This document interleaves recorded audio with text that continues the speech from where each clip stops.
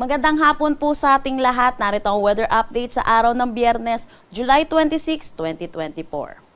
Kung makikita po natin dito sa satellite imagery po natin, meron tayong binabantayang low pressure area dito sa loob ng ating Philippine Area of Responsibility. At ito'y huling namataan sa layong 900 km east ng Southern Mindanao. Sa ngayon naman po, mababa naman yung tsansa nito na maging isang ganap na bagyo within the next 24 hours. Pero hindi po natin inaalis din ang posibilidad na ito'y maging isang ganap na bagyo kasi kung makikita po natin dito sa satellite imagery po natin, ay ito po ay nasa karagatan pa po natin.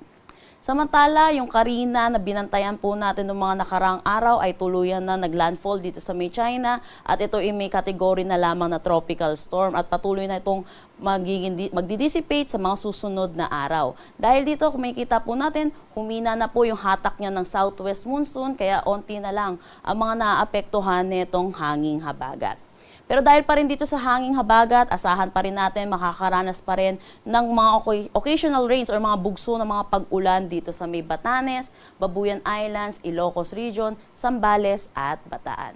Asahan din naman natin makakaranas ng maulap na papawirin na may mga kalat-kalat na pag-ulan dulot pa rin itong southwest monsoon dito sa may Cordillera Administrative Region, Tarlac, pati na rin dito sa may Pampanga.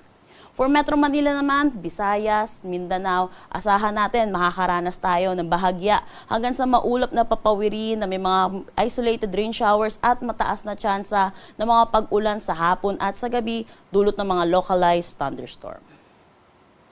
Para naman sa magiging panahon natin bukas dito sa Luzon, kung makikita po natin, yung western section pa rin ng northern Luzon ay maapektuhan pa rin ng habagat, kaya asahan natin makakaranas pa rin sila ng mga pag-ulan. Para naman sa nalalabing bahagi, kung makikita po natin, magiging maaliwalas na ang ating panahon. Agwat ng temperatura for Metro Manila, 26 to 31 degrees Celsius, Lawag, 25 to 30 degrees Celsius, Tugigaraw, 24 to 33 degrees Celsius. For Baguio, asahan natin ng 22 to 17 degrees Celsius, Tagaytay, 24 to 30, Legazpi, 25 to 32 degrees Celsius.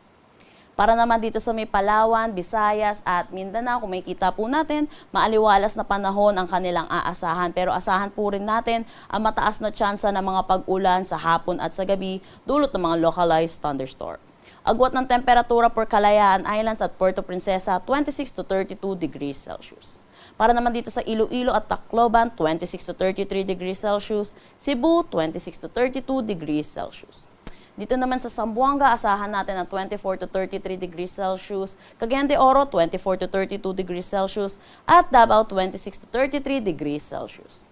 Meron pa rin po tayong gale warning dito sa coastal water ng Batanes, northern coast ng Cagayan kasama na ang Babuyan Islands, Ilocos Norte, Ilocos Sur, La Union at Pangasinan. Kaya pinapaalalahanan po natin ang mga kababayan po natin mangingisda at may mga sasakyang maliit pandagat na delikado pa rin po na pumalaot dito sa mga nasabing coastal waters. Para naman sa magiging panahon natin sa susunod na 3 araw sa mga piling syudad natin, kung makikita po natin sa Legazpi City, makakaranas po sila ng maulap na papawiri na may mga kalat-kalat na pag-ulan by Sunday at Monday. Dulot po ito ng trough ng low pressure area. Pero pagdating naman ng Tuesday, asahan natin magiging maaliwalas naman na ang kanilang panahon. Dito sa Metro Manila at Baguio City, throughout the 3 days, asahan natin generally fair weather. Agwat ang temperatura for Metro Manila, 25 to 32 degrees Celsius, Baguio City, 17 to 24 degrees Celsius, Legazpi City, 26 to 32 degrees Celsius.